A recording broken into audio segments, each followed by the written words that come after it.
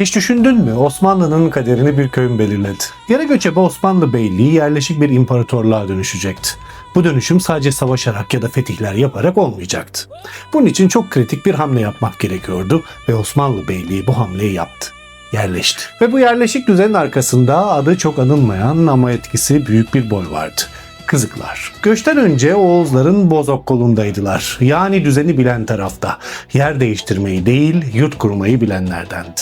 Anadolu'ya geldiklerinde rastgele dağılmadılar. İlk olarak Orta ve Batı Anadolu ile İç Ege ve Akdeniz geçiş bölgelerine yerleştiler. Osmanlı Beyliği Bursa'ya yaslanırken de Uludağ'ın eteklerine, yani dağ ile Bursa Ovası arasındaki hatta geldiler. Buranın savunması kolaydı, toprağı bereketliydi. Bu yüzden bugün bildiğimiz Kızık köyleri hep yan yana kuruldu. Cumalı Kızık, Hamamlı Kızık, Dere Kızık, Fidye Kızık, Değirmenli Kızık gibi.